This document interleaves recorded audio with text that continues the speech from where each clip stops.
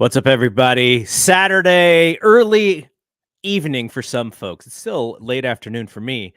But we're doing a show because Carlos and I just witnessed a tremendous heavyweight boxing fight with Anthony Joshua and Daniel Dubois. But Carlos, long time no chat. I thought this was a perfect opportunity for us to get back together because of the nice little early fight at Wembley Stadium and some big, this is a big result coming out of the fight, which kind of sets the tables for the heavyweight division over the next probably the next year or so. But how you doing? I'm doing good. I'm doing good. Aren't you glad that I told you that this fight was only $20 on the zone? Yes, very much so. I was like, first of all, I'm pretty aware of Anthony Joshua because he's got such tremendous popularity, and he's going to be one of those guys in boxing history who maybe just never reached their potential, even though he's an absolute success from a draw perspective. He was near the top of the food chain in the heavyweight division. There were just better guys than him, and that may just be the story of Anthony Joshua. But from a drawing perspective, this guy is still a monster, which is why I don't really think this Anthony Joshua thing is going to end, because there's just so much value in his name. We'll get to that and what all that means, but let's not bury the lead here. Daniel Dubois knocks Anthony Joshua out 5th round in one of the best fights I've seen in quite a long time. Nothing but action. It wasn't Hagler Hearns, but what is Hagler Hearns? Like, this is kind of the next best thing. Just two big guys throwing big shots, and Dubois kind of getting the upper hand early, knocking Joshua down early, and Joshua's fighting defensive, semi-defensively because he was rocked for the rest of the way. It was just awesome action. Yeah, and it really began like in the middle of really in the first half of the first round where Dubois just landed that big right hand that it just kind of staggered Joshua, and then Joshua never really recovered. Not because it hurt him that badly, but because Dubois never gave him a chance to recover.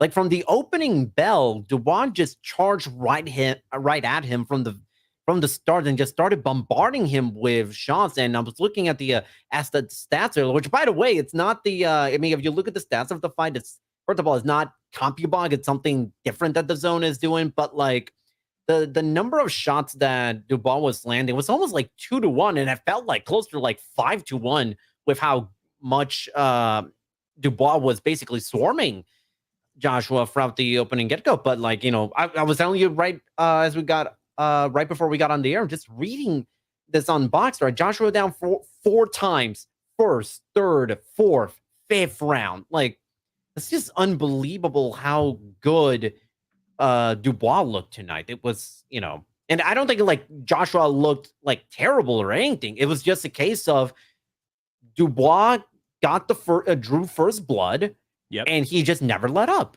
It was just simple as that.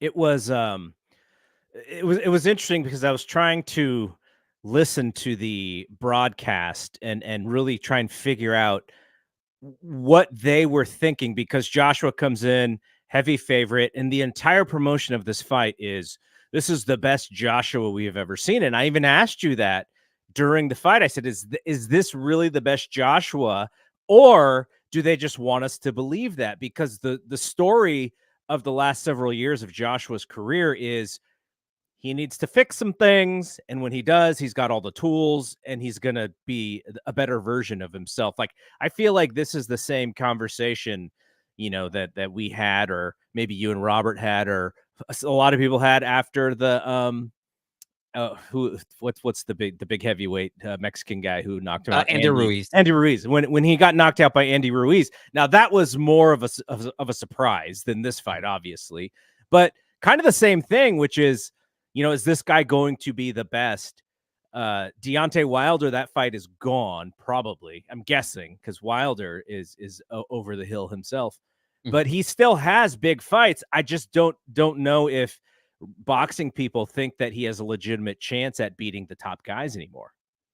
I mean, not anymore, in my opinion. And I mean, Heading into the fight, I mean, Joshua, in my opinion, this was like for the last like I don't know, when did he beat when was the Otto Wallin? The Otto Wallin fight was not that long. It was only 10 months ago. For the last 10 months, Joshua looked really good because the problem with Joshua, well, one, like skill set wise, he has a pretty good skill set as a heavyweight. Not the best, but what complemented his skill set was the fact that he was physically just this Adonis looking guy with this otherworldly physique. But since I thought that he was Kenyan with the most amount of momentum since the Klitschko fight. But even if you go back to the Klitschko fight, that was a fight that it was one of the fights where Joshua, even though he won and dropped Klitschko a couple of times, it was one of those fights that like it took something out of him because Klitschko battered him around at times during that fight, and you saw that also just come to fruition the first Andy Ruiz fight, and just mentally, to me, it was more of a mental block that Joshua was dealing for years, and it looked like since like last December that it was done, that he finally got over it. He looked fantastic against Otto Wallin. You know, the Francis Ngannou fight, that was a wash. I mean, that we all knew how that was going to end. That was not. Yes. You can't really draw anything out of that fight. But just even looking back to Otto Wallin, he was, you know, he looked great. He was staying active. He was fighting. That was, I think, like his third fight in like 8-9 months. He was doing everything right to sort of bounce back from the Usyk loss, which, you know, I don't think there was anything necessarily wrong with Joshua coming into those Usyk fights. Usyk was just a better fighter. And, you know, obviously you can tell blatantly that the broadcast was hyping up Joshua to be the guy to fight for the winner of Usyk versus Fury 2, which obviously not going to happen anymore. I mean, just the, you know, Usyk businessman, Fury businessman. In their heart of hearts, they had to be rooting for Joshua to win this fight. Now, Dubois is probably maybe even a harder opponent for them, and now has less name value. So the maximum the capability to draw the maximum audience for a Joshua fight, like that was salivating everybody, Eddie Hearn as well.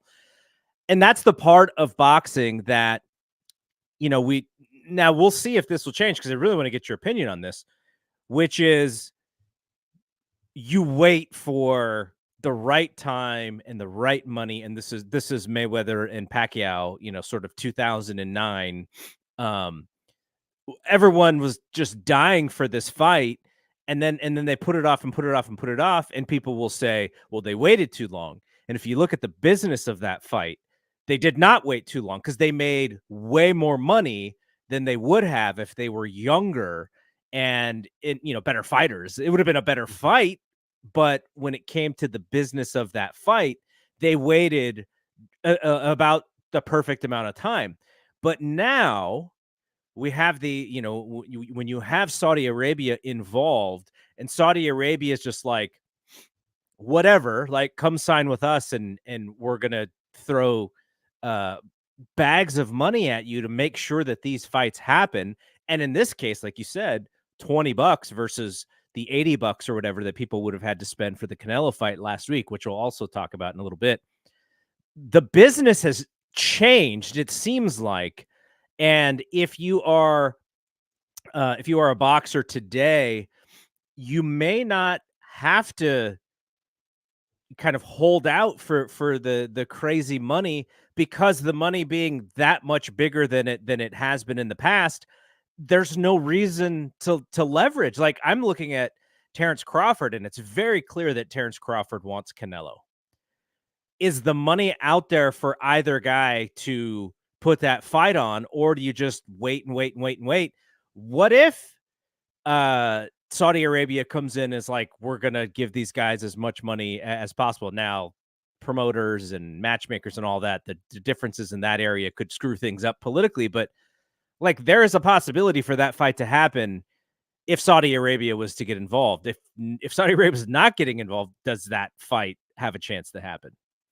No, I don't think there's a chance that Canelo, if say a Canelo Crawford fight, I mean, if Saudi Arabia is not involved throwing the amount of money that they're throwing at them, I think there's no chance. I mean, it's really more so just a money fight. Crawford, understand. I mean, Crawford's both of these guys' legacies are set. I mean, Crawford and Canelo are going to go down as first ballot Hall of Famers. No doubt about that.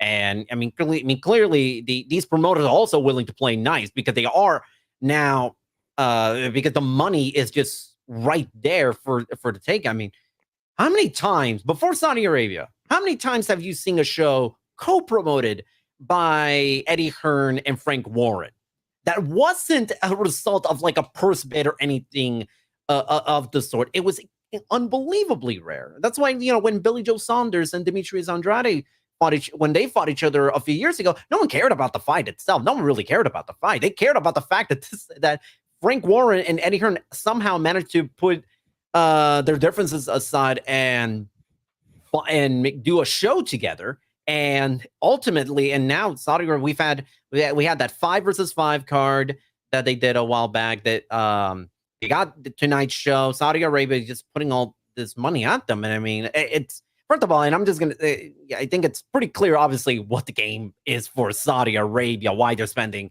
so much money with not just with boxing, but for all these sports. We all know what the deal is. I don't think there's. I don't think it's. We need to get too deep into that, but.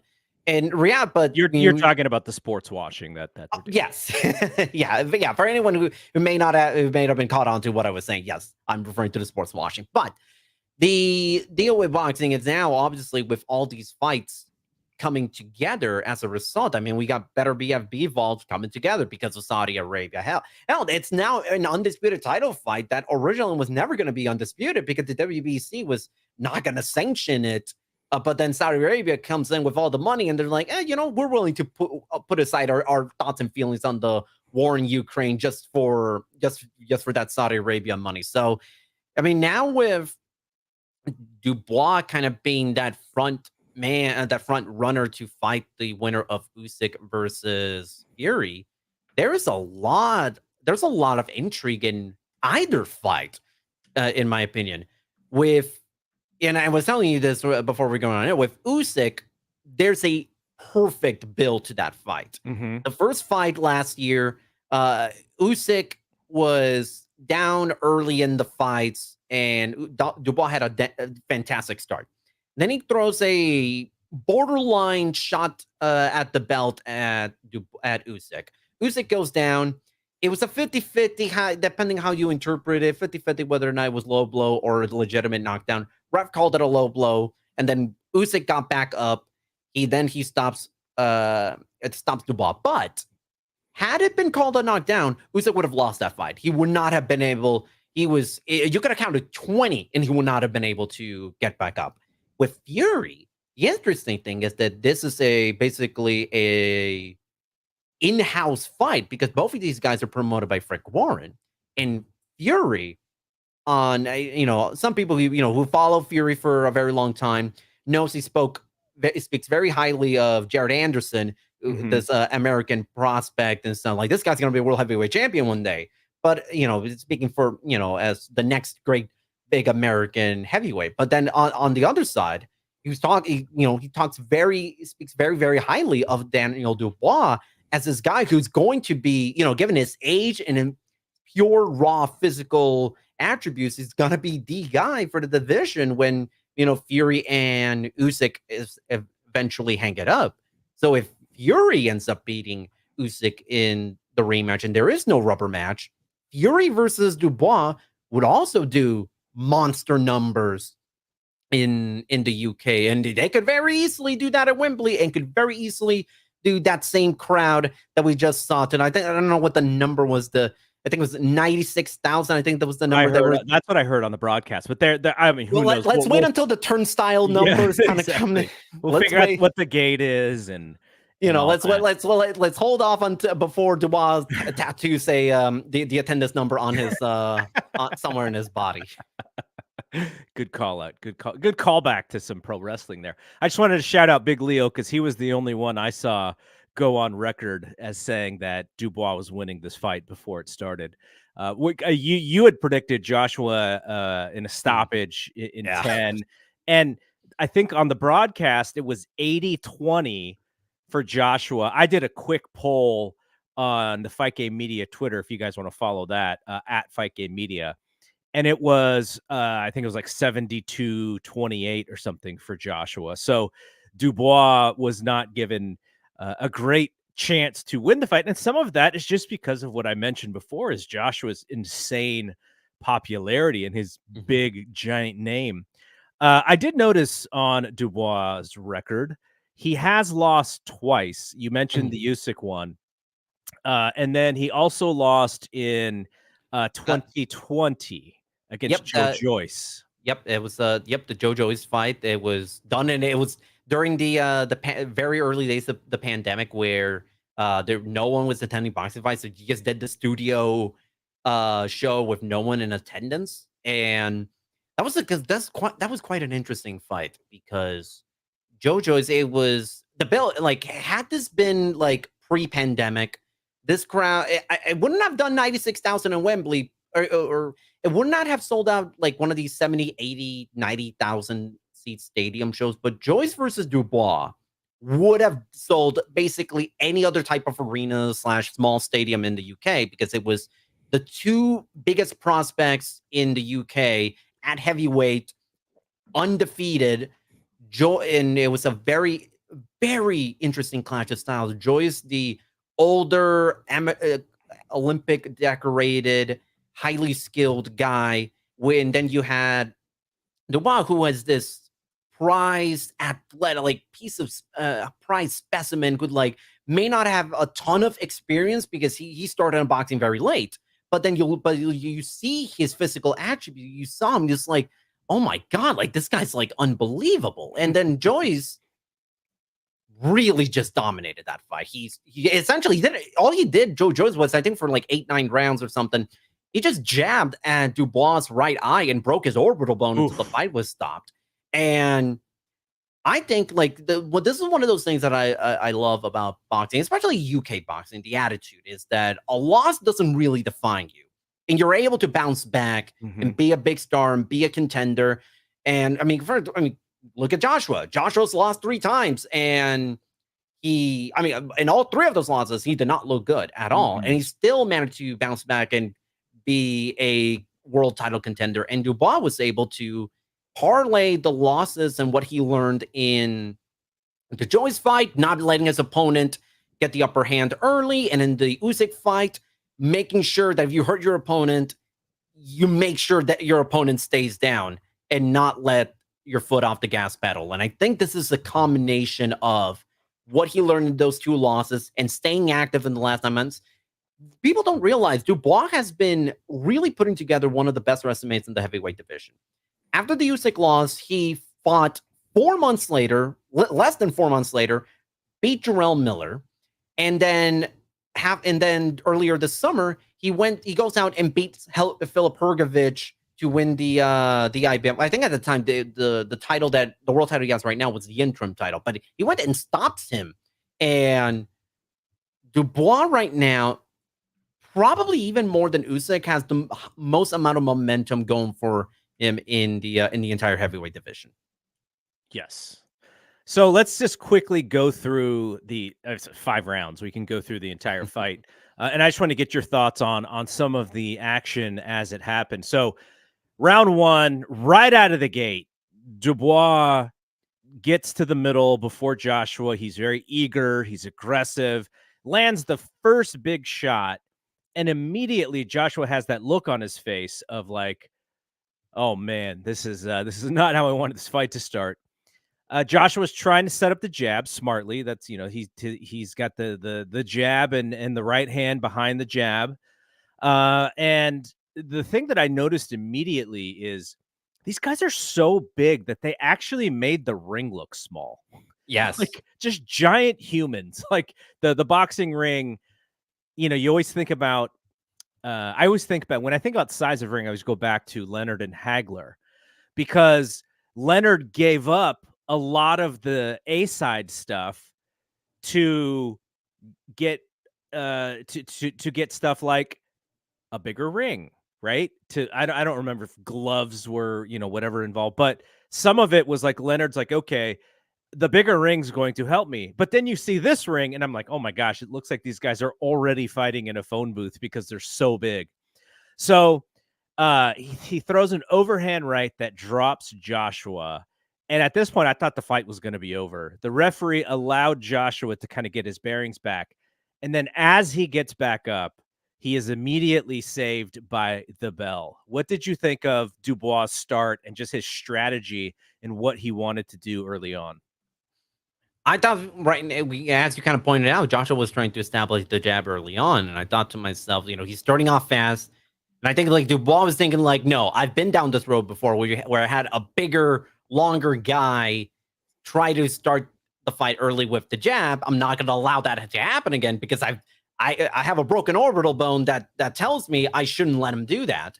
And so the start was really good. I think one thing that I was a little bit surprised was how kind of exposed Joshua's chin was. Even from the very beginning. Joshua's chin, a lot of times throughout this fight, even before he got hurt, he kind of left it a little bit more exposed. And it was a little bit it was a little bit surprising that it would kind of allow it to. He was kind of like, I don't want to say lax is the right word, but it wasn't. But I don't think he really understood just how hard of a puncher Dubois is, or figured that Dubois wasn't going to come out swinging as hard as he did and as fast as he did, because Joshua was basically fighting off the back foot from the opening bell. Like I can count, I don't know, there were 15, 20 seconds in the entire fight where Joshua wasn't fighting on the back foot.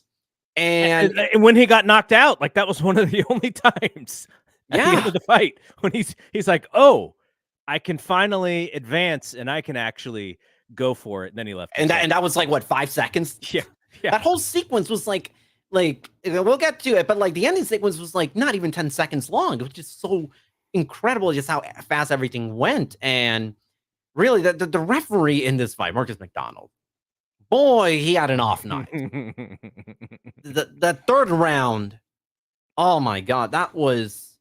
I almost thought for a second, and we'll talk about it in a second, but basically Joshua touches both gloves to the ground, which very clearly been a knockdown, and then he said, I just thought he was like, I don't even want to try to get between these two guys. Like they were swinging so hard, it was almost like a business decision the referee made, because he clearly saw it, because he takes a step forward and then he kind of throws his hands up, and I was like, oh, like he realizes what happened, and he just does, it was whatever the decision was, he clearly saw it. It's not like he missed it. He just decided he was not going to separate. And also like it wasn't always like that. Like it was after the first time where he started acting like that, because if you remember, like the first round, he was like, in fact, like I would say like almost a little bit too harsh when addressing Dubois, because the first two times they both kind of clinched up, the referee just essentially, they separated them, and he really was giving Dubois the business. And then like after that first round, it was kind of like it was a completely different ref almost.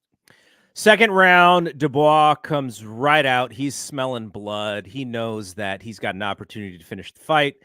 Joshua's holding on. He's still got that look on his face like, oh man, this is not great. And Dubois nearly drops him with a jab. Joshua fell backwards, and if he had not had the ropes to lean on, I think he would have actually gone down from the jab. He was just off-centered and off-balanced. Joshua got his bearings back a little bit towards the end of the round. Dubois clearly in charge and looked very comfortable in there.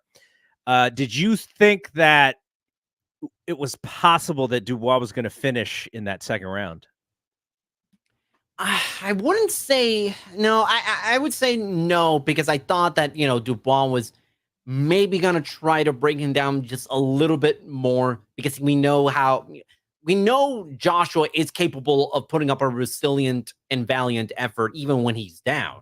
I mean, go back to that Klitschko fight I mentioned. If, Joshua knocked Klitschko down, Klitschko then knocks him down, and then Joshua was able to come back. So we know he's capable of turning fights around on a dime. But I think it kind of looked like the game plan from the very beginning was you just go nonstop pressure on Joshua, not necessarily go for the kill from the opening round, but basically try to set him up maybe for like a mid-fight stopper. Not early, but more so it's kind of a mid-fight stopper. But I think Dubois was able to just keep the pressure ongoing, not necessarily putting the foot off the gas pedal, but definitely second round, if you were a Joshua backer, you really didn't feel still that confident because Joshua, he still looked like he was still a little bit out of it from that first round knockdown. I mean, let's be honest. If that first round had lasted maybe 20 more seconds, good chance Dubois would have knocked AJ out. Yeah. Round 3, Joshua throws a big right hand that misses, and Dubois makes him pay with a huge shot to the body. Joshua, at this point, he's like throwing punches and just expecting to get hammered. Like he's kind of ducking after he punches. So he's not even able to put on all the heat because he just knows that fire is coming back at him. Dubois puts him back against the rope to the left hand. And this is where the gloves touch, like you said, and should have been ruled a knockdown. And Joshua is like almost falling through the ropes. Yeah. And I think he took an uppercut just kind of without being able to defend himself, but then gets saved by the bell once again at the end of the round.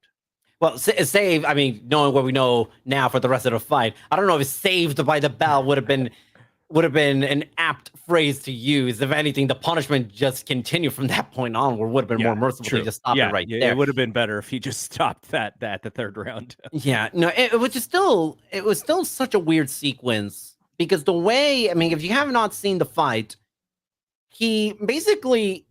Joshua was up against the ropes, his legs stretched out, and both of his hands were basically on the ground. It wasn't like, we've seen cases where like the gloves touch the canvas, but it's like one of those instances where like it was moving and it's like just barely grazed it, but technically that should still be counted a knockdown. It wasn't in this case. It just like both fists were just clearly planted.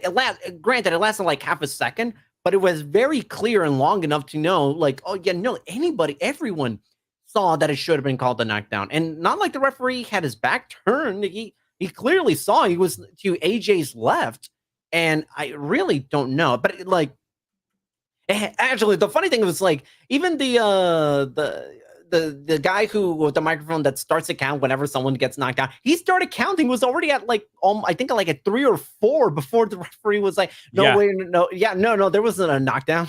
Yeah. Yeah, that was that was a little weird where they're counting, but the referee is not counting as well. So round 4, Dubois puts him down again, but I think it looked like a slip. Joshua gets back up, goes down again. That one was ruled a slip. Mm-hmm. And then Dubois hits Joshua low, which gives Joshua some time to kind of calm down a little bit and go back to the corner and take a breather. But then Dubois comes back and he's just swinging for the fences. Like punches that Joshua's able to block are just still pushing him all around the ring. Then Joshua lands an uppercut that I was like, if he can land more of those shots, there's a chance that he can kind of get himself back into this fight, because Dubois is throwing such hard punches and he's just aggressively swinging that he did get a little bit tired at the end of the fourth, that I thought. And I was like, if Joshua can land this punch again at some point, maybe he can get himself back into the fight. What did you think about at the end of round 4? No, I kind of saw it the same way as you did. Joshua, I mean, he was still clearly hurt. He was nowhere near 100%, but he was basically fighting on hard alone. And, we've seen Dubois kind of have these fast starts and just kind of fizzle out towards the end. But but by that point, Joshua, I mean, technically he still had a shot at turning things around, but it was taking so much punishment. It was dropped so many times. Even the times where, you would think like, oh, well, he slipped. I mean, they were preceded by him getting knocked off the socks plenty of times. Number of times, I mean, how many times did it feel like Joshua was going to just roll out of the ring by one of Dubois' punches, or multiple times in that fourth round. It looked like almost like if he wasn't careful, he was gonna get out of the ring, and I mean that would have been real bad. So I thought that by that point, that was kind of the point where I thought this is starting to get close. Well, since the end of the third, I thought this is really starting to get close to the very end. I wasn't sure by that, but when it was gonna happen. I wasn't sure if Joshua was gonna do enough to kind of turn things around, but I mean, it was gonna take an eternity for Joshua to recover. Like if Dubois had let him recover, he would not have recovered until like maybe the 7th, 8th round. That's how much punishment he had taken by the time we were done with the 4th. So round 5 comes, and I sort of thought, I was like, oh, Joshua may have a little bit more confidence here because of how the 4th round ended. So he actually knocks Dubois backwards with a right hand. And as he is advancing, he's looking to finish himself. I think he probably feels like this is my only chance to finish this fight. I have the advantage. Now let's put him out. But he made a fatal mistake, I thought. And look, when you are as dazed and as hurt, possibly concussed as Joshua is, I do not blame him. Like he is in bad shape at this point. But he knows that the uppercut is the money shot for him. Mm-hmm. And he has Dubois reeling back toward the corner, and he fails to set up the uppercut. He just kind of throws it. Dubois sees it coming. Like he knows, he's got to know that this is what Joshua wants to do. Sees it coming, throws a right hand, and this is the one that put Joshua's lights out. There, I thought he was going to be waved off, but they did do the 10 count. He was kind of getting up, trying to get up, did not make the 10 count. Fight is over. One of the best fights I think that we'll see all year long.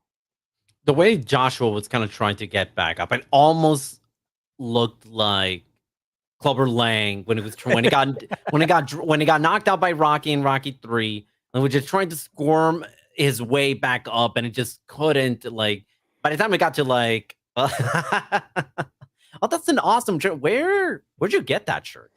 Gosh, I forget the company. I'll send you the link because they send me a lot of stuff. That's a cool shirt. They must have the Rocky license because they have a lot of Rocky stuff.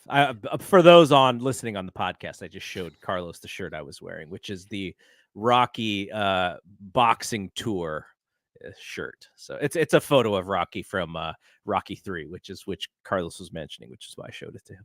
Yeah, and the thing, and going back to the fight, I mean, the shot that put AJ away, that wasn't even the hardest shot. No. He threw in the fight. It was like a short, quick right hand to the chin. It was excellently timed, well placed. And, that was, by the time when he hit that and I saw the replay, I thought that was not the hardest shot Dubois threw in the entire fight. AJ was that tired. He was that gone. Like that uppercut he threw, that kind of just, for like 2 seconds, kind of turned things around. It really was more of a red herring because Joshua was still completely out of it. I mean, he was still going off of pure will and instinct by that point. But because he was already hurt so much, he wasn't fighting the way that he probably should have fought at that instance. Yeah. When he pushed Dubois back, that was not the time for him to try to push things around. He should have tried to either keep his distance off, get himself time to recover. It was the 5th round was not the time to try to go for the kill right then and there. And it was similar to the first Andy Ruiz fight, where Joshua tried to get a little bit too eager and he paid the price. And in a very similar fashion, where Ruiz kind of caught Joshua upstairs when Joshua had a momentary lapse in judgment. And Dubois, but what else can be said? Dubois looked fantastic. This was by far the best performance of his career. And right now, you cannot do any other fight other than Dubois versus the winner of Usyk Fury. And you can easily do that at Wembley, no matter who it is, and it's gonna fill the entire stadium. What if Usyk wins again? Mhm. Because another insanely huge fight would be Fury and Joshua. Could that happen? It could. Theoretically, it could. I'm wondering, if Fury loses, I don't know if Fury would even want to fight again. Because by that point, there really isn't anything else for him left to do. He Don't you think he's pretty confident that he could beat Joshua though? Oh, no, yeah, it's not a question of whether or not he feels like he can beat Joshua. I think and honestly, right now, I mean, obviously, we'll see how Fury looks, but I can very easily see myself picking Fury to beat Joshua. Yeah. And for a while, in between, the Ruiz fights and the Usyk fight, I would have picked Fury to beat, Anthony Joshua somewhat handily. But the thing is like, I don't know if the motivation would be there for Fury because if Fury is a guy that is almost entirely driven by what motivates him, and Yeah. right now, what motivates him is to try to uh, get Usyk in the rematch and become world heavyweight champion again. But if he doesn't beat Usyk, there really isn't. I don't know. I don't know if Fury would want to keep fighting because I don't know if he has just enough in the gas tank to even do that fight. Now, even if Fury loses and lays an egg in there, I still think Fury versus Joshua would still do big business, not gigantic business. And hell, I think you can still even do Wembley. Like if you give Joshua a nice quick fight, like late this at the end of no, it's right now. We're almost in October now. Yeah. I mean, if you put Joshua in a fight, you know, late winter, like February, March, April, May, as a bounce back fight. And then, you have to kind of get a little bit of momentum and then just build towards a fight in the summer against Fury. I mean, you can do that. You can do that and still do big business because these are still the two biggest names and the two biggest stars in British boxing right now. But, it's not gonna do big business, or at least what it could potentially do, and that's What is Deontay Wilder doing right now? The last time I know he fought in that series show that they did, but the last time I actually saw him was on Traitors season 2, which is a NBC reality TV show that's actually pretty successful. Like, what is he at this point? Completely washed, somewhat washed. I mean, I want to say completely washed, but I will say somewhat washed. I think right now, Wilder, if he keeps on fighting, I think it'll be something where, Deontay Wilder still has the name, but I mean, it was pretty obvious by the Zhilei Zhang fight. Wilder just doesn't have it anymore. Yeah. Now, whether that be due to age, because I mean, let's remember, Wilder's almost 40. I think he's at 38 right now. Wilder's almost 40, and 38, you're what? right. He'll be What 39 in a month, almost exactly. Wilder? It's the same as I said about Fury. Wilder's a guy that is really, that really operates on what motivates him. At this point, I mean, it's not. I mean, you can't really expect to try to restart your career for a world title run for a chance to try to challenge for a world title. That's not going to happen.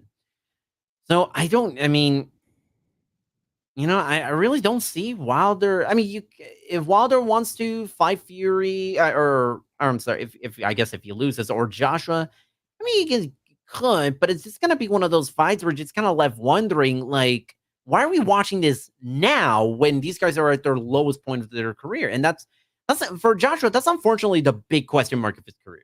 Yeah. Is the fact that you had right there the two of the biggest fights in modern heavyweight history, and you whiffed on both of them, and none of them got made. Yep. It was, Fury versus Joshua in their prime would have been the biggest British boxing fight, I think, in history, or at least the biggest British heavyweight boxing fight in history. And with Wilder, you had, I mean, the makings of an unbelievable build between two of the two biggest stars in the heavyweight division since Lennox Lewis. I mean, for as much as for as big as Klitschko in his career was, I mean, Klitschko was really a huge star in Europe, but he was never a big star in the US. I mean, he Yeah. wasn't a guy that drew gigantic numbers the very few times he fought in the United States. But I mean, Joshua, he first time bringing him to the US, sells out Madison Square Garden. Wilder, big star the entire world over. And just never saw those two fight. And I almost kind of don't want to watch Wilder Joshua now, because like all we'd be doing is just wondering, man, what could have been had we seen these two fight. It could very much look like this fight, though, because both of them have incredible power, and their defense is not, for Joshua, it almost seems like the big shot, that just kind of sets him off, and he doesn't have that chin or the legs after that happens. But like Wilder, just Wilder's all about the big shot and getting hit with the big shot these days. And just to put more into context of what you were saying, so Wilder was undefeated and had that one draw with Tyson Fury in that great fight, which is now almost 6 years ago, which is crazy. He got his 42nd win. I saw this fight in the movie theaters, actually, with my now wife when we were dating, when he beat Luis Ortiz. And then he had the two rematches with Fury, which he lost both of them. And then he beat Helenius, and then he lost to Parker and Zhang. So since he was undefeated and got his 42nd win, he is 1-4, which is with three of them being knockouts and bad knockouts. Yeah, like bad knockouts and stoppages. Like the Zhang one looked pretty bad. Fury just completely destroyed him in the rematch. Like it was like almost to the point where it was like a career altering beatdown in that second fight, and Fury just kind of finished the job in the trilogy. All right, let's move along here, because I do want to ask Carlos a couple of other things. So last week we had Canelo and Berlanga. I was covering the UFC show, which was at the Sphere, UFC 306 for F4W Online. So I was not able to watch that fight. And I got some early returns that, oh my gosh, Canelo might knock this guy out. But I was not surprised by the end to see that it went all the way to the scorecards. Sounds like it was a very easy win for Canelo. Where do we go with the biggest star in boxing? Because what it seems like to me is it's kind of like what happened with Mayweather, in that people were just sort of tired of paying for the same thing over and over and over. And while Canelo, again, still the biggest star in the US, I think what you're paying for is not what we saw today. You're paying for him, winning the majority of the rounds, not really putting himself in harm's way too much. And, when the opportunity is there, he's going to throw hard shots and go for the knockout. But if it's not there, he's not going to force it, because he's still that good of a boxer and can win, without having to knock people out. What do you think about where we are today with Canelo and where we're going with him as the top star in boxing? It's almost like a shame, because I mean, right now we're just kind of dancing around the fact that there is a David Benavidez-sized elephant in the room that Canelo really isn't addressing. And the Edgar Berlanga fight, everyone knew what was going to happen. Berlanga really had no shot at winning. And I still am of the belief, only reason Berlanga got this fight is because he's Puerto Rican. Because Mexico versus Puerto Rican on Mexican Independence Day weekend. I mean, that's the easiest sell in the world. You don't you don't have to try. You don't have to try very hard. And it's the business for big fights of that type of caliber. I mean, it's always going to do really good numbers, especially and I think was Dave was mentioning on the show. Like, it's incredible how you had two mega shows of two different sports in the same city at the same time draw the amount of the gate that both of those guys, those fights did. I think it was like what was it, like I think it was Davis said like 17 million for Canelo and like 22 million Yeah. for the Sphere fights. And at the same time in the same city. Yeah, and almost like almost two completely different audiences by that point, because that really was. I mean, Canelo fights, especially in at this time of year, really more so for the hardcore fans. Like at least locally. I mean, it's a big spectacle for even casual fans to even tune in on pay per view. But yeah, no, it really was kind of a shame that we're racing a Canelo fight at this stage of his career. He doesn't have many years left. And Canelo against Berlanga just really didn't do it to me. One, I think that if you really wanted to put Berlanga in, it was way too soon. They could have done a better job building Berlanga up to at least make the fight even bigger. But with Canelo, it is kind of now starting to get to the point where we are wondering, if Benavides will never be in the cards, and I have a sneaking suspicion that that's the case, that Canelo versus Benavides will never happen, then what's next? I mean, we kind of talked a little bit very early on in the show. What about Terrence Crawford and whether or not that can happen?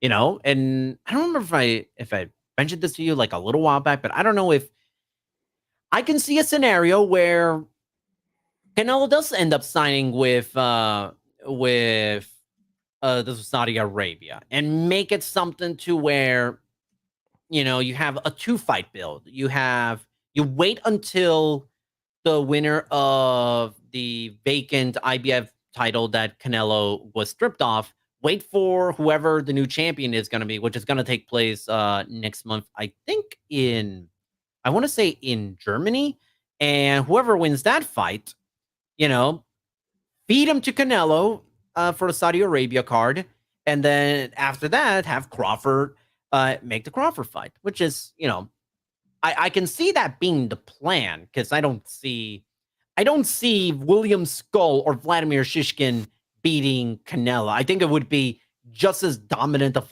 just as one-sided a fight for as we saw with Edgar Berlanga.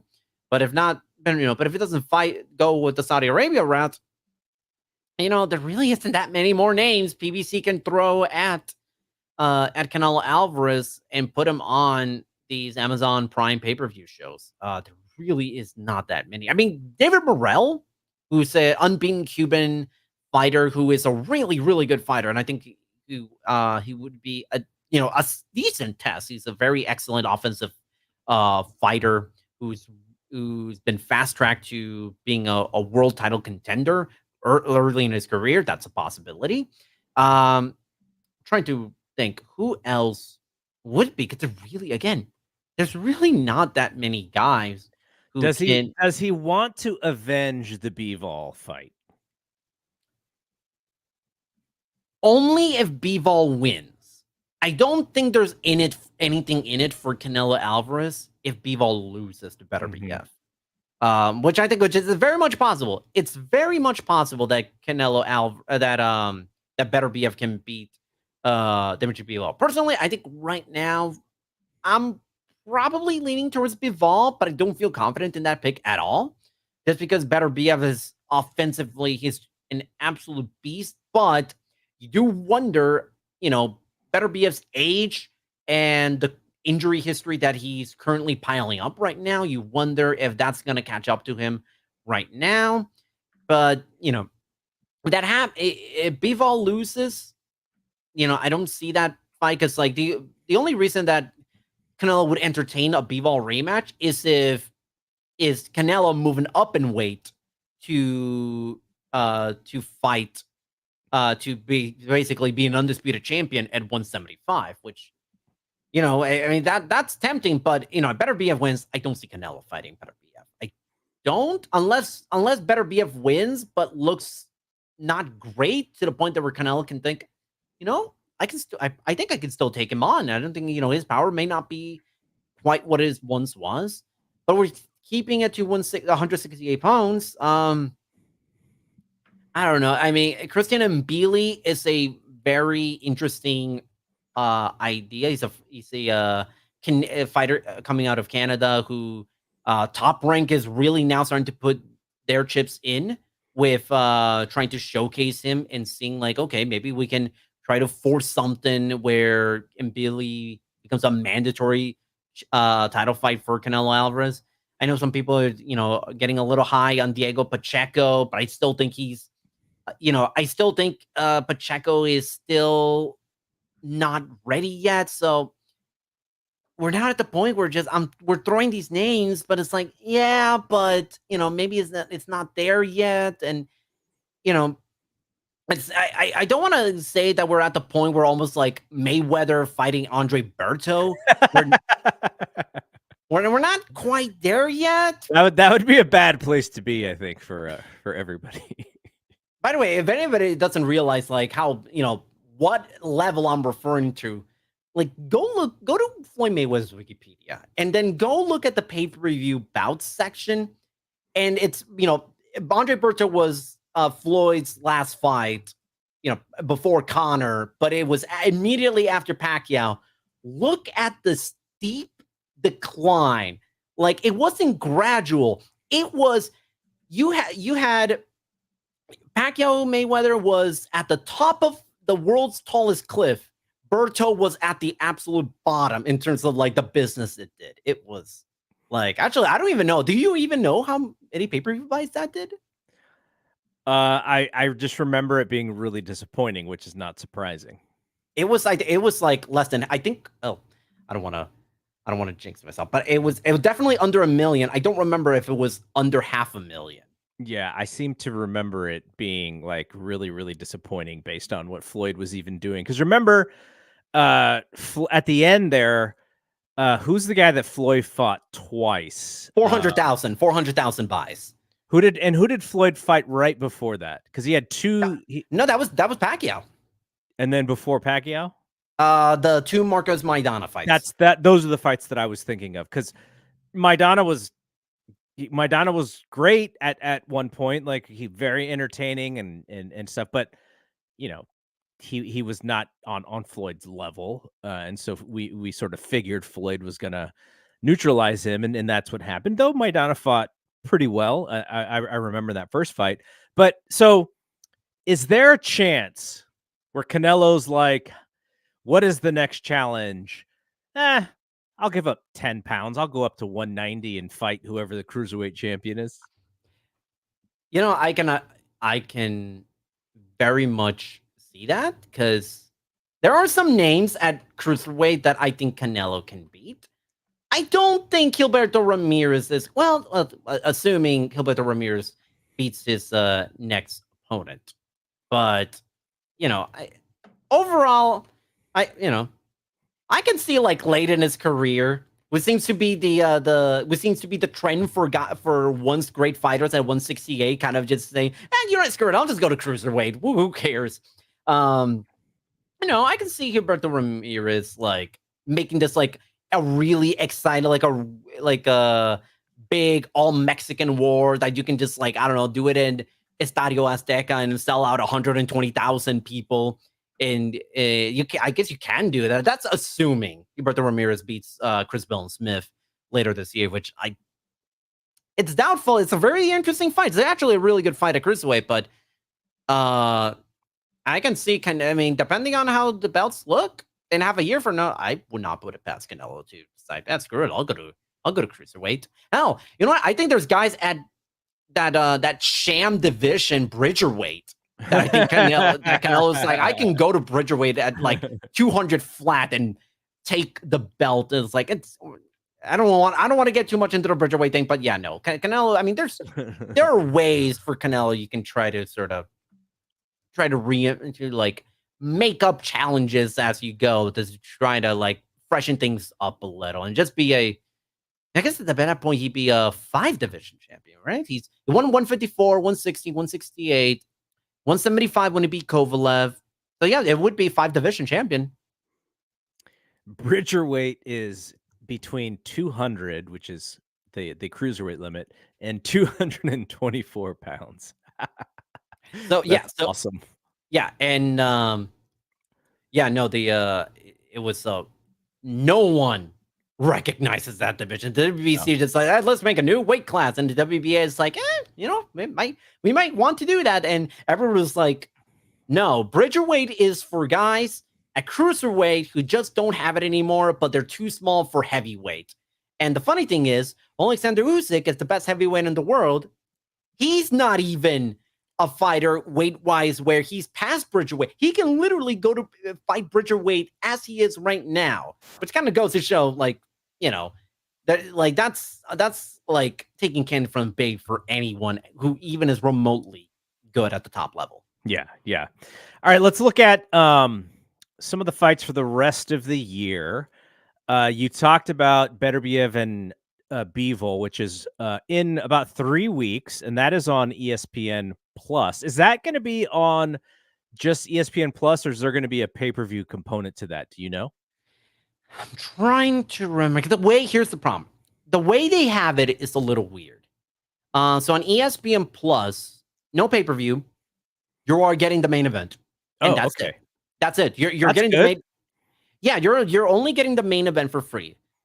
I think if you want to watch the entire card, it's gonna be on the Zone pay-per-view, which I'm gonna be on at 20. If they do it at $20, the undercard, it's actually pretty good. Chris Eubank Jr., I think it's a co-main event. Fabio Wardley versus Fraser Clark in a rematch for the British heavyweight title, which is, if you haven't seen that first fight, I think the first fight is on Peacock because I believe that's where it was. It was an unbelievable fight. It was an incredible fight between these two guys that it was like one of the best fights of the year, in my opinion. And they're gonna run it back in Saudi Arabia. That's gonna go. So that's going to be the and I think it ended in a draw, by the way. So they're going to basically run it back, and that's going to be fantastic. Jay Opetaia versus Jack Macy. That's for the IBF Cruiserweight title. That's going to be an interesting one. Ben Whitaker. For those of you who don't know, Ben Whitaker is maybe one of the funniest and most intriguingly exciting prospects coming out of the Olympics, not these Olympics, but the 2020 Olympics. He is a guy that, physically he's fantastic, but he's a huge showboater inside the ring. Like, actually, I think you would get a kick out of it. If you look at Ben Whitaker's highlights on YouTube, where he's just dancing around the ring, just making complete fools out of his like overmatched opponents. So that fight. So that's going to be October 12th in Saudi Arabia. That whole weekend's actually going to be really good because the day after on ESPN Plus, you actually have Naoya Inoue's brother, Takuma Inoue, fighting for defending his bantamweight world title. One of the titles that Naoya gave up to move up to super bantamweight. Japanese boxing is really salivating over the fights that 2025 can offer between Takuma and Naoya and Junto Nakatani. I mean, those fights are going to, there's a lot of mega fights in Japan that's going to happen that are going to be really good. You got Tim Tszyu coming back in on Amazon Prime. I don't remember if that one's going to. I think that fight is going to be like, it's a non-pay-per-view. Thank goodness we're finally getting a PBC Prime video card that's actually not pay-per-view against Bakram Murtasalia, but I think that fight's taking place in Australia. So let's see what else. I have like a big schedule right here. I'm not going to go for every single fight, but just the big ones. Of course, I'm going to say it not because I think it's a big fight, but I know people are going to be interested in watching it. Jake Paul, Mike Tyson. Yeah, that is, what is that, November 15th? Yep. I'm really more interested in the undercard. Katie Taylor versus Amanda Serrano. The long-awaited rematch for the undisputed 140-pound title. First fight was unbelievable. It was fantastic. It exceeded expectations. This is still the best fight in women's boxing today.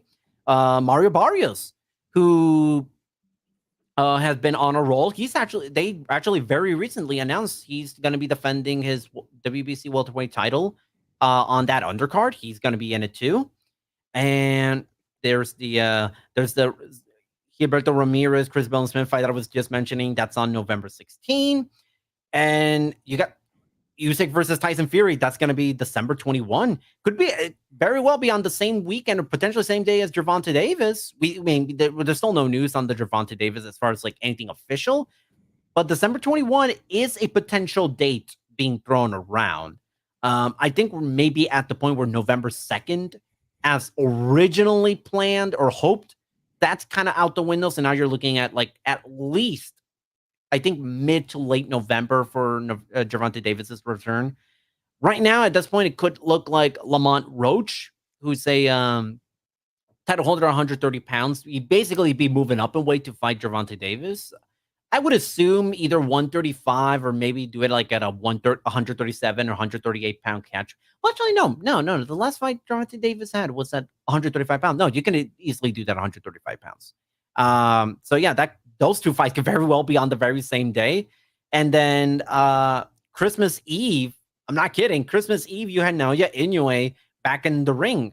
At least that's the plan. The fight has not been announced as far as an opponent, but that is the plan. Is basically have Naoya fight essentially Christmas week, and then the end of the year you have the traditional New Year's Eve mega boxing card that Japan always likes to hold. That for MMA fans, the same day as the Rice and Super Show that they was sometimes held. That both it's one of those instances where like, oh hey, like the Canelo fight and the UFC at the Sphere fight, where you have two mega fights essentially so close to each other on the same day happening at the same time. That's essentially it. It's like you have Ryzen and then you have whatever big fight in Japan that you have cooking up on December 31st. That one is Fernando Martinez versus Kazuto Ioka. That's a really, really good fight.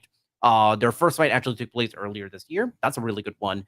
So I'm willing to bet there might be a chance like ESPN Plus picks it up at this point, maybe. And Floyd's not going to do another exhibition where he's able to change the referee in the middle of the fight, right? Well, I don't know. I don't know. Maybe we can get it. I don't know. What'd be boxing's equivalent of like Earl and Dave Hebner? How much money does Floyd actually make for those exhibitions? Because I actually see very little people watching that stuff, but somebody's got to watch if they're paying him all this money. But like, I don't see anybody really in my circles paying attention to any of that stuff. I mean, I don't.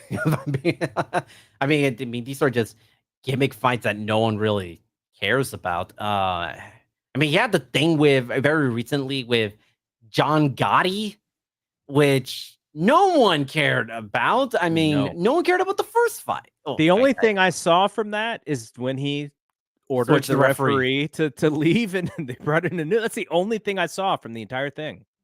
Yeah, and it's like, I mean, listen, if Floyd can get a bag doing these, sure, whatever, more power to him. But like, no one really. I really want it. I'm really interested. Like, I don't know how much money he made. I can't imagine he's doing this for less than 8 figures. I can't imagine he's got to be doing that for less than 8 figures. But the question is, where are you getting those 8 figures? You're not going to get that from a live gauge. You're not going to get that from pay-per-view. No chance in hell. No, not at all. Just going back to the Netflix thing real quick, because we were talking about the business of boxing at the beginning of the show.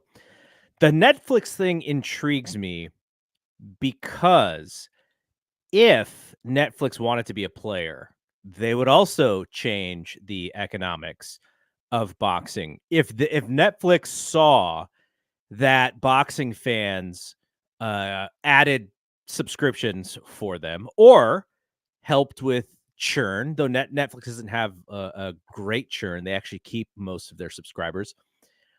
I would be interested in seeing if whatever promoter gets into bed with them, because they are true. Boxing is an international sport. Boxing is one of the most international sports, and Netflix is really the only streaming service that is truly international with how many countries they're in. And I started to wonder if they were interested, because they are so global, it might make some sense to work with a promoter. I mean, you only have the one price point. You can come in. They could help with their ads business, which is the thing that they are trying to grow. Just the one thing that they're not actually good at right now is they're not good at getting subscribers to take on their ad tier. That intrigues me, but by the looks of the first fight that they picked up, they believe that the freak fight is going to be the thing that could possibly draw them some eyeballs. But I do wonder. Like, I don't think Jake Paul is the person to get into bed with if you're Netflix. Like, Jake Paul is there's not many of these Jake Paul fights left, as far as I can tell. Like, and who really gives a crap if he fights a YouTuber again? That's such a small niche of a niche when it comes to the name value of those folks. But if could you put like what if Canelo's like, yeah, the Saudi Arabia stuff, great. I actually want to go to Netflix, and I want my next fight. I'll fight whomever, Terrence Crawford, and it's gonna be on Netflix, and that is going to be the event. I think that would be a really big thing because of that. Netflix is over 200 and some odd million subscribers these days.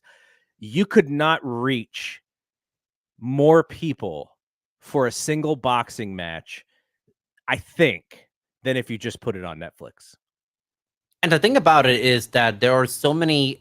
I mean, boxing in the last like 10 years or so has now become a truly global sport in the sense that we can see fights from virtually anywhere now. It's no longer a whatever, if some TV station picks up a fight from outside. We're no longer in the era of like HBO barely picking like only a couple of fights from the UK a year to broadcast. And then they show it on delay because and they show for it, their audience. Yeah, like the way in the old day, for those of you who don't know, like the olden days, they would air a fight on tape delay. The way they would do it is they would essentially start a broadcast, sometimes maybe a little bit earlier, show that fight, and then go into the actual fights that they have brought in. At that point, it just becomes like they only do 2 fights live, and then just do the third one like as a bonus thing. Like that's kind of like that was the olden days. And I say olden days. It was like what 15 years ago. Like basically they were doing that. Like, yeah, the only times they would do that is like fairly like mostly when Klitschko fought in Europe. Like when they would have either whenever Vitaly or Vladimir would fight, they would sometimes they would air it live, but the focus is just to air it on tape delay. Like a few hours later. I think the Joshua Klitschko fight we were talking about, I think they showed it twice. They showed the live version, and then they showed it again in their prime time slot. Yes, I think no one will do that anymore. Unless it goes back to unless somehow broadcast television gets back into the boxing game, which I'd be surprised though. They got back in with WWE, so it's it could happen. And also with a lot of these different countries, like for example, like Japan is still to a certain extent somewhat of an untapped market in terms of international broadcasting, because there are some fantastic fights, and I don't think it would take a ton of money to buy to get those international rights. I mean, outside from stuff where Naoya Japanese promoter Akihiko Honda, I mean, outside from obviously they're in bed with ESPN Plus, obviously not those fights. But like outside from that, there's still a lot of really good fights that you don't necessarily have to spend a whole ton of money on. Like a lot of these promoters in these other countries, they don't really focus a whole lot on broadcasting rights beyond their country, so you can relatively get it for cheap. And I think that's something you can do, where because Netflix is such a global platform, more so than any other streaming platform on the planet, is that you can start building up. You can start doing small tests where like you have fights from Japan or from a lot of these different countries, and just sort of kind of test the waters a little bit. Amazon Prime in Japan, that's what they're doing. They're doing fights now on Amazon Prime in Japan, where they're picking up like not club shows, but not like the Naoya Inoue super shows. I mean, I think they still do that. They still do Naoya Inoue fight, but they do like a little bit more beyond like the smaller shows. And Canelo, I mean, Canelo has technically is a promoter because he does promote some cards, or at least his name is attached to some of these cards. So that's something where like Netflix can come in, get Canelo to not just be on board, but also, have, showcase some fights in Mexico where they put his name on it. You start to build up something. That's what Canelo did when he first signed, I think was the second contract with the Zone. That's essentially what happened is that he essentially created his own promotional company and they just started doing like club level shows in Mexico as a condition for Canelo to fight on their platform, or at least one of the conditions. All right. I think we did a good job of catching back up here with boxing, and we're doing more writing on Fight Game Media, so I want to do more boxing stuff because it just gives me a chance to catch back up. We've been so pro wrestling focused on the website, so this opportunity when I get a chance to talk to you about boxing, it's awesome. So I want to thank Carlos for jumping on. Carlos, tell people where they can find you on Twitter and on Twitch and anywhere else. So you can find me on Twitter at Carlos Toro Media. You can also find me on Twitter, but they're really more of a gaming type of deal. But I'll just play it anyway. The Toro9360. That's TORONITE. Also same name on Twitch. Toro9360. I mainly on Twitch just basically do speed runs of video games. One thing I will say, I am possibly thinking about just trying out the Undisputed game. That boxing game. Actually, I was in PAX West in Seattle a couple of weeks ago, and I did actually get my chance to get a first hands-on try at the game. The game, I think you can get it. Still technically in development, but you can play it. And I will say, after it took me a little bit of a while to get used to the controls, it's slightly different than what than past boxing video games. But it did feel good. I actually played as Arturo Gatti as in the Nice. one fight that I did. I ended up winning, and I think it was like in the second or third round.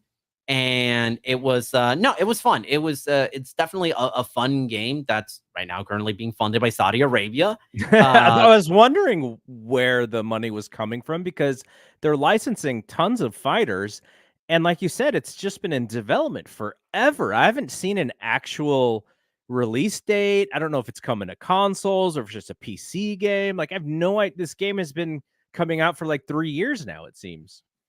It's definitely been in development way longer than that. So it's funny because I actually, I did like I think it was like an hour-long interview with one of the developers, like right at the start of the pandemic, right before. But it's currently being called Undisputed. That was not the original name. The original name when it was in early development was Esports Boxing Club.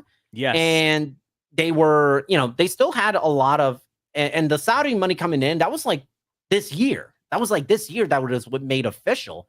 And I think part of the problem was definitely that it was very slow. I mean, they were getting names. They were getting they were telling me even like off the record, they were telling me like, oh man, we got some names, we had some legends that we're gonna put. And I think they eventually got announced, but it was a very slow roll. And I think the pandemic didn't help. And I think the funds were, I'm not trying to speculate here, but like a game like this with so many different fighters, obviously that's going to cost money. So having Saudi Arabia come in and just essentially fund almost the whole thing, I mean, that's definitely going to help. And I don't know if there's a release date. I mean, I've had release dates thrown at me for years, and obviously all of them have gone and passed. I think right now it's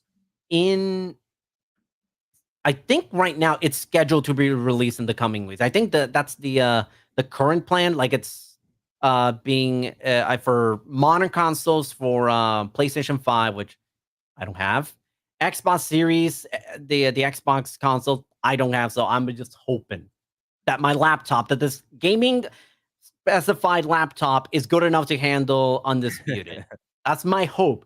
I tried it on I think I tried it on an Xbox. It felt great. Once you kind of gotta handle the controls, it felt great. But no, that's definitely something that once it's out, and once I'm confident, like, okay, my laptop will not explode Okay, when. here's what I have, and I just uh looked it up because you mentioned release date, and I was like, oh, I wonder if there is one. So there the is the one. PS5 edition, it looks like November 11th is the That's release date. That's interesting because I think I'm they sorry, no, October 11th. October. October Okay, 11th is the I was release to say date. I'm seeing October 11th. Yes. You can order it in, 2 versions. The normal standard version for $60, and then for $80, you get fighter pack, apparel pack, the era pack, which might be, the legends that you're talking about, Mhm. and then you can play it early. So Canelo is on the cover of the regular one, and this is US because it looks like there's a bunch of different geographies. And then Tyson Fury is on the deluxe version. The deluxe WBC edition is what it's called. Yep, they that one's interesting because the WBC actually was putting out support for that game like right almost from the very beginning. And I remember there were plans for like there to be, at big fights when, and I'm talking like at a Tyson Fury Deontay Wilder fight where like the WBC world title would be on the line at the main event. And not many people know about this. Not many people know about this. So because it wasn't public at the time. But the idea was to have like tournaments and have like matches of people playing the video game where the winner would be like given an actual legitimate WBC world title, like to be called like the undisputed like esports boxing club world champion. And that was their plan to try to have at these WBC world title fights just to Mhm. have the video game also be alongside it. That's interesting. I think they definitely have their work cut out for them because there hasn't been a boxing game in a while, but maybe that works to their advantage. I bought the WWE game earlier this year, and I literally played it like 2 times, and I haven't played it since.